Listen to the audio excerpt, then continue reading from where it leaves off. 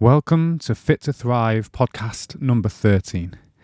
It's great that you're back, and this episode is going to be dedicated to being winter ready, okay? For a lot of people, and I hear a lot of clients and just general friends and different people that I speak to talk about how much they might struggle with winter, sometimes mentally and sometimes physically as well. So after hearing it a few times over the last few weeks as the mornings and the evenings get darker, I decided I was going to do a podcast about that and how you can actually get winter ready, okay? So I'm recording this podcast mid-October, so as we come to the end of autumn, like I said, the mornings and the evenings get darker, the days get shorter, and for some people that can be quite tough, and the weather starts to get colder, okay? And because of that, the darkness and the cold weather, the natural instinct for some people is to become less active. Sometimes they eat more comfort food, and especially as we go through Halloween with sort of sweets and chocolates, and then we run up to Christmas, and then obviously the build up to New Year's Eve as well. A lot of our good regular habits that we've built during the summer start to kind of dissipate, and then when we actually get back to the new year, a lot of those habits can be quite difficult to actually get back again, really. So that's something that obviously is difficult. Some people talk about this kind of like seasonal kind of, what would you call it, seasonal disorders, where they feel less motivated, and this sort of, sometimes it can be to do with sort of hormone release and all the rest of it. But for most of us, it's really a mindset thing, and it's a habitual thing where we go through the winter season, we start to have a few, bonfire nights, and there's a few sort of festivities that are quite close together. And I think a lot of that can just basically break habits that we've built up during the lighter days where we've been more active and probably maybe focusing a little bit more on our health than we would do normally. We're definitely more active generally in this country. So how can we get winter ready then? What is it about winter that is tough on us? Well, we've talked about the evenings, the dark and the cold, and I think the sort of main word for that then is resilience. Is becoming more resilient to that season if you find it a negative season. For some people it isn't. Some people love the winter, they like getting wrapped up and they like going outside and enjoying the snow and all the rest of it, and I myself can be like that too. I quite like running in the hills and mountains when the weather is windy and rainy. It's something quite refreshing about it. But for some people it's tough, and that resilient mindset, that resilience is something that we might want to practice more during this period. So I wanted to talk to you to start with then about having a resilient mindset. What does that mean? Now, this kind of, from what I can gather from my own sort of study and from what I've sort of looked at other people talking about resilience in terms of the mindset, there's kind of five main facets, five main factors when it comes to being resilient in a mindset. Number one would be avoidance. Number two would be protection. Number three would be toughness, four would be flexibility, and five would be adaptation. Now, I think avoidance probably comes quite naturally to us, certainly to some people, and you see it a lot when it comes to people's health.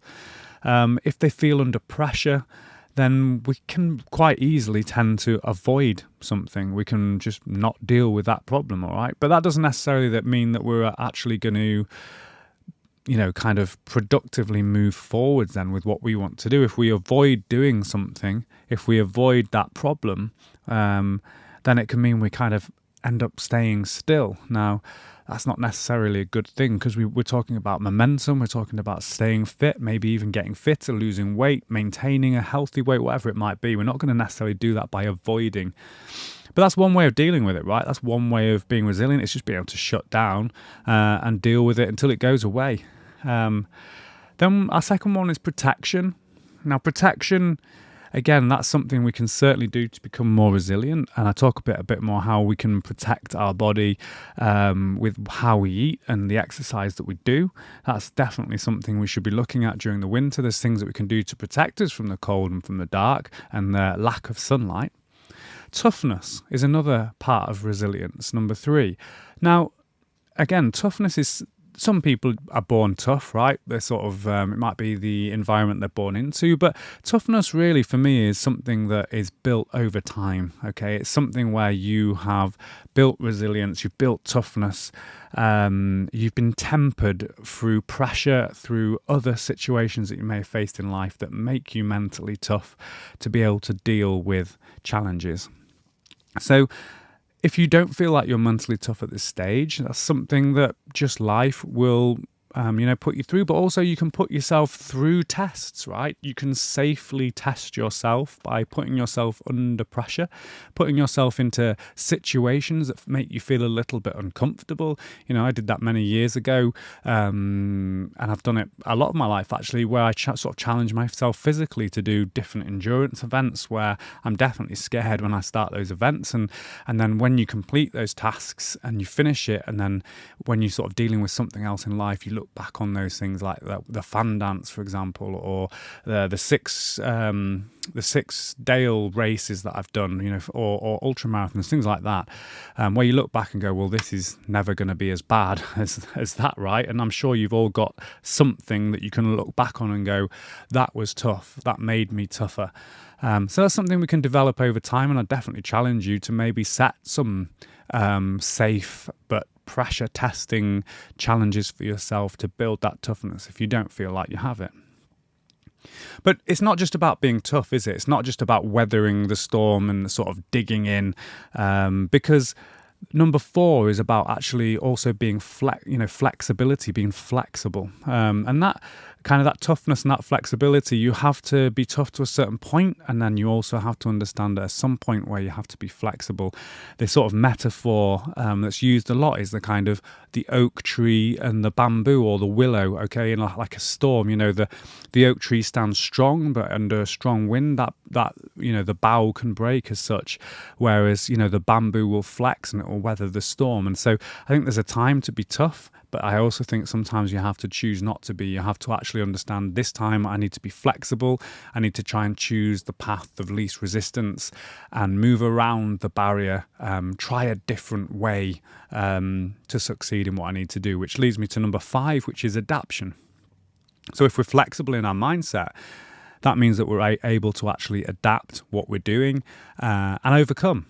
And that's definitely a massive something in life, a massive kind of trait that we need in life, to be able to adapt the plan that we already had, to be flexible enough to adapt it and try a different way, but get to the same result. This path didn't work. Okay, if I just keep trudging down this path, I'm not going anywhere. This is kind of a waste of time. So I need to adapt. I need to try and find another route, another way to get what I want. So I think when it comes to resilience and those kind of 5 facets of resilience, I think that most of us will naturally have a couple of those. I think that naturally most of us will have tried a couple of those, and there may be a few of those that we're not necessarily very aware of trying, or something that we find difficult.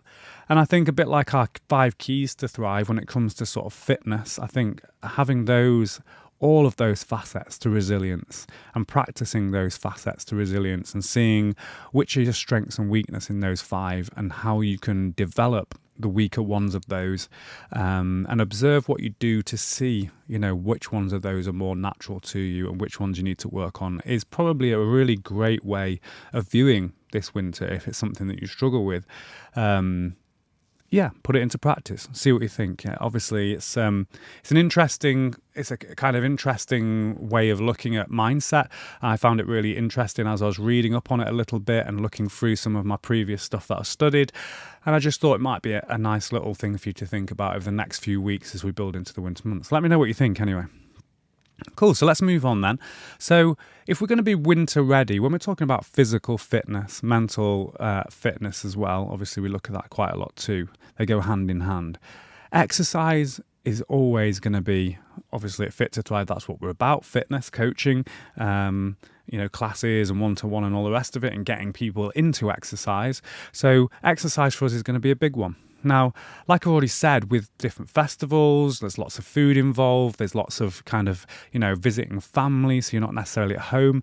That consistent routine of exercise can easily drop out, especially if a lot of the exercise you do is outdoors. If you play sports that are seasonal, for example, like tennis, if you play tennis outside quite a lot, then obviously that's not going to happen when it's rainy and it's icy and it's wet and it's windy. And if you don't have access to indoor tennis, if you're not lucky enough to be part of a tennis club that has those kind of facilities, then that routine that you might do to stay fit by playing tennis with your friends or in a club or whatever it might be, that can go out the window.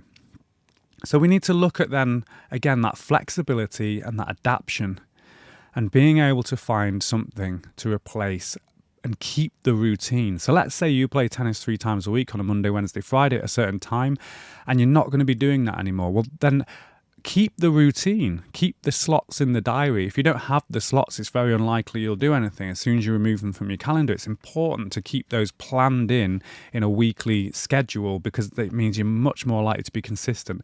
And you have to fill those slots then with something else. So that might be that you, like a lot of athletes would do, they have like an off season, right? So they might rest for a little while, but actually that's not what they're doing on their off season a lot of the time.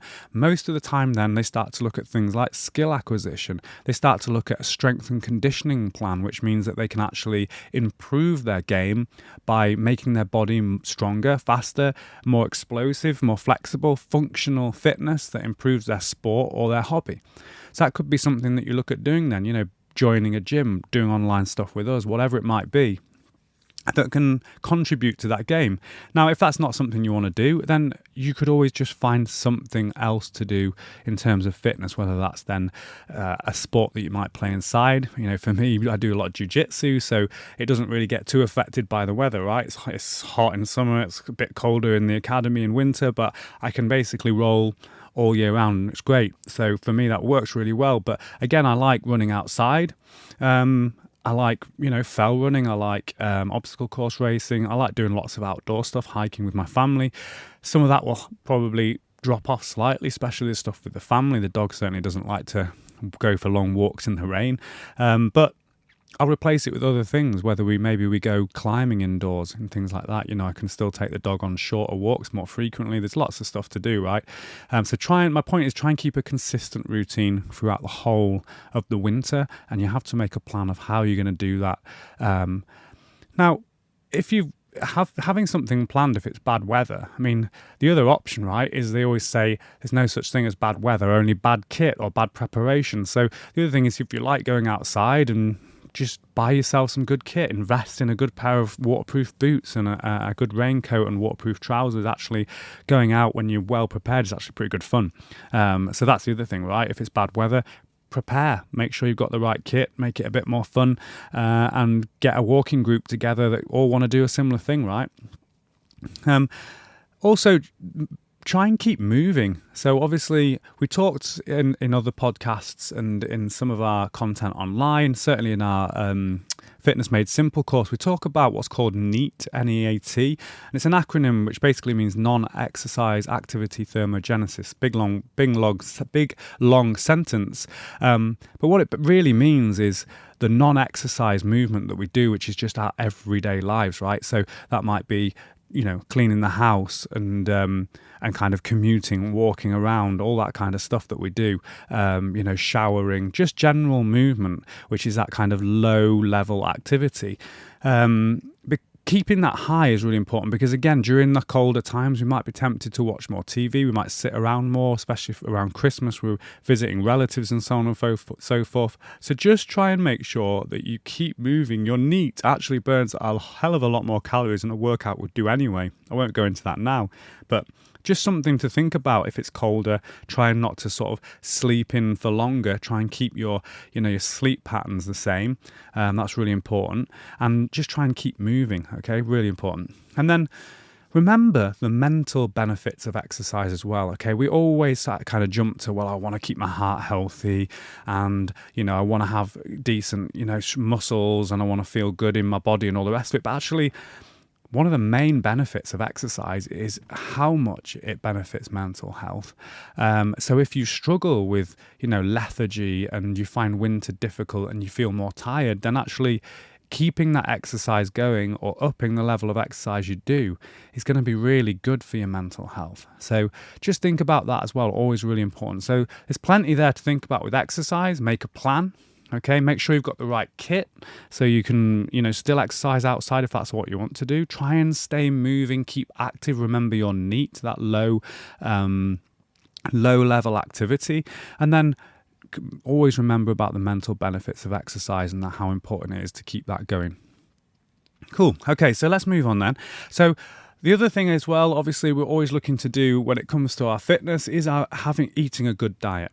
And in winter, that most certainly doesn't change, or it shouldn't change. But again, there's going to be more temptation, and there's definitely times, and why not, at Christmas Day and certain times when you're going to not necessarily eat as well, and that's fine. Like anything, it's nothing wrong with having a kind of to eating whatever you want that might not necessarily be as good for your body in terms of fuel and nutrients. But at the same time, that's what life's about sometimes as well, is just enjoying and having something nice. It's when it becomes a habit that it becomes destructive. So certainly there's no reason why you can't enjoy a few days over Christmas and New Year and a couple of chocolates and some parking at, at Halloween or something like that, or bonfire night. But what we eat obviously fuels our body, and that also affects our brains as well. So staying hydrated, making sure that we're drinking lots, making sure we're eating lots of seasonal fruit and vegetables.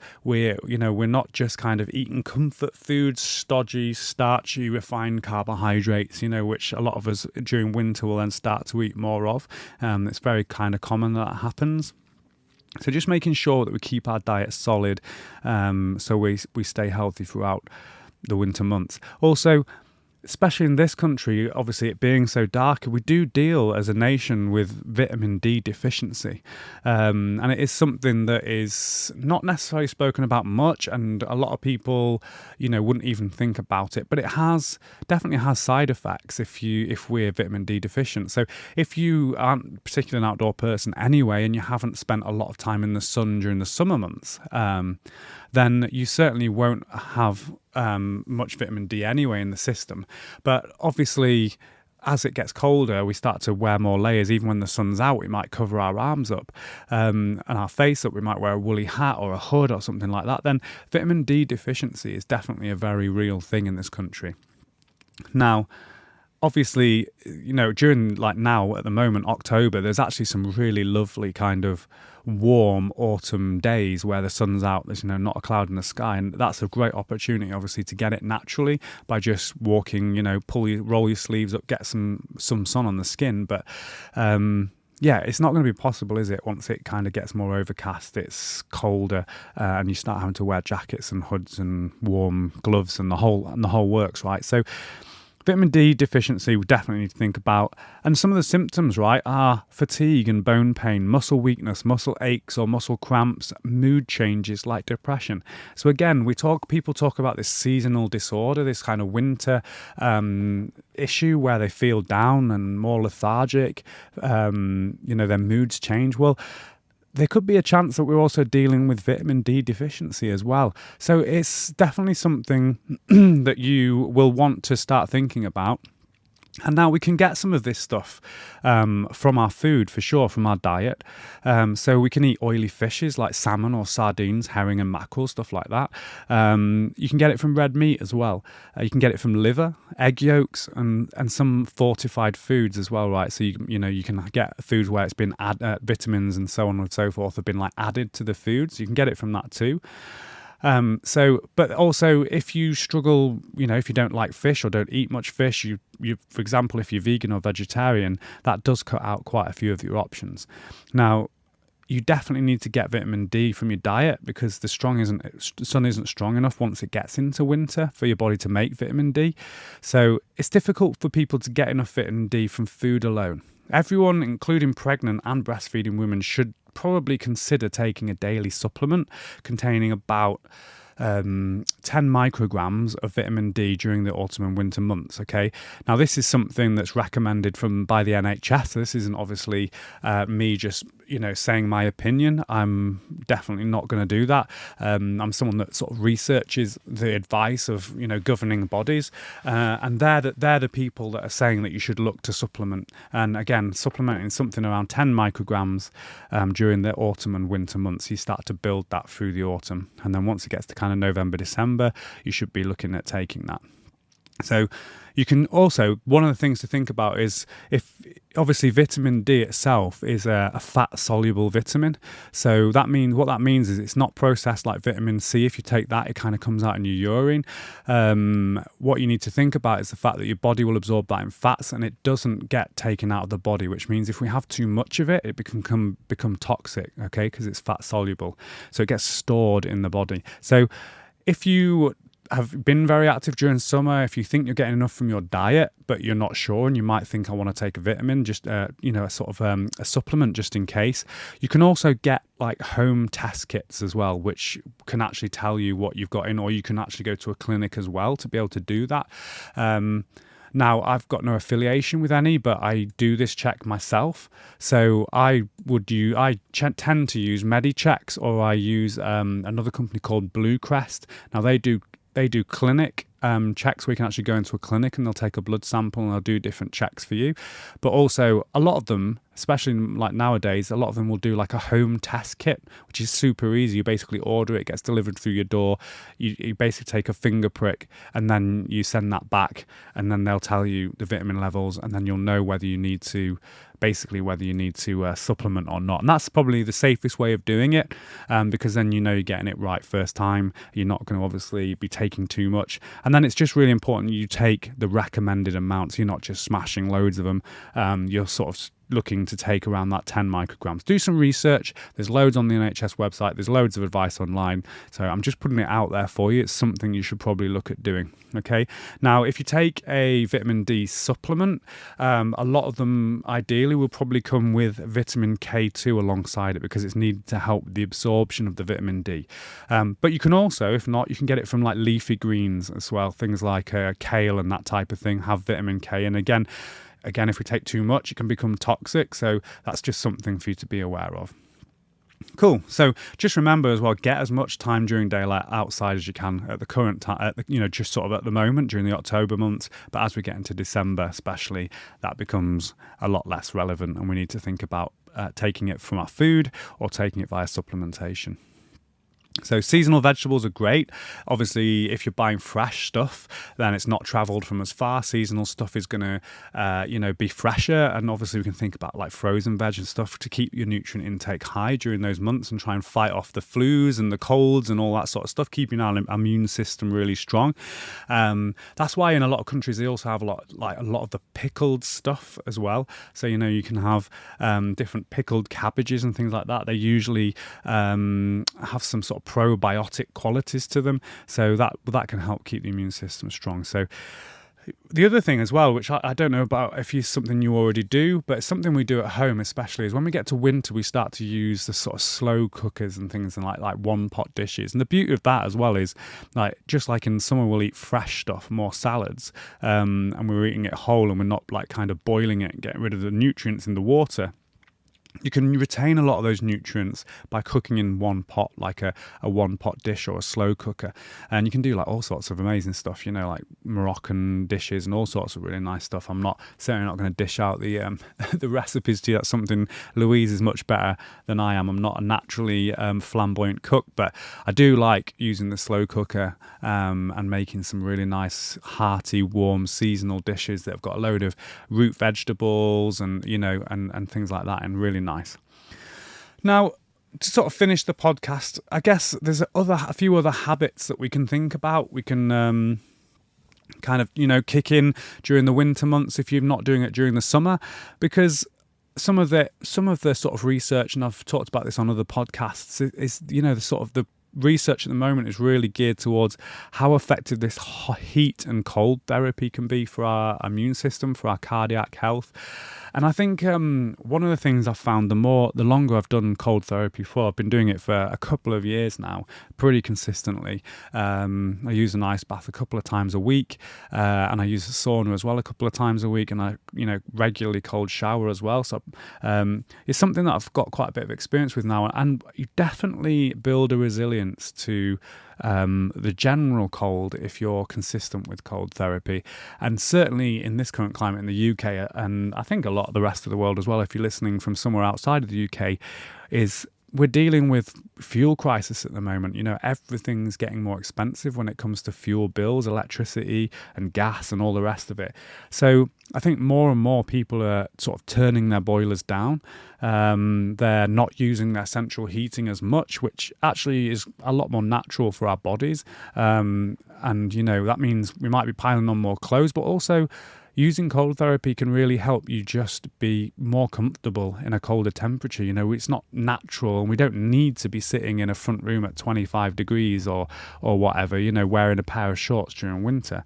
But if that's what we're used to, then that's what that's kind of what our baseline is. So if we're looking to turn the boilers down, you start your cold water therapy, you actually are going to start to become more used to the cold. Your body will just adapt and naturally warm itself much more successfully, because as we do cold therapy, what we're looking at doing is our body will actually start to use our blood vessels, the muscles in our blood vessels, so contracting and dilating our blood vessels to move the blood around our body, and it means that our heart doesn't actually have to work as hard, and that also means that our central heating system, which is basically our body warming the blood, moving it around our body, is going to be more effective. So if you deal with, if you struggle with hot, sort of cold feet and cold hands, and your circulation isn't as strong as you'd like it to be, then certainly looking at cold water therapy and using saunas as well is a really great way to start to sort of develop that bodily response. And actually you'll probably find that more beneficial during the cold months as well. Now, another one is just remove obstacles or negative habits as well, right? So it's just simple things that in winter that we tend to do. It might be negative, and everyone's different. So think about what those might be for yourself, but it might be worthwhile just getting a journal or writing things down that become obstacles for you in winter. Now that might be enjoying Christmas too much. It might be at Halloween all the chocolate, but it also just might be that you just habitually so far for most of your life have just decided that you get your pajamas on at 6 o'clock and your warm slippers, and you end up watching movies all night long, which is lovely, and it's certainly not a bad thing to do from time to time, and I certainly like doing that with my family. But again, if it becomes a habit and it's a negative habit, then it's something that you want to start thinking, well, okay, well, I'm going to do that once or twice a week, and then I'm going to find something different to do to stay active, an activity that's going to help my health, whether that's cooking, healthy, nutritious meals and meal prepping for the week, or whether that's joining a gym or going walking with friends or whatever that might be. But get active this winter. Stay fit. Bulletproof your body, become resilient to the winter months, and actually start to make the seasons something that you actually look forward to, right? If this winter you find some good habits, then next winter you'll probably find that you actually look forward to winter and find that it's as great a season as any other. All right. So I hope it's been useful for you. I hope you've been able to take something from this podcast, and I'll see you soon. Thanks, guys. Take care. Bye.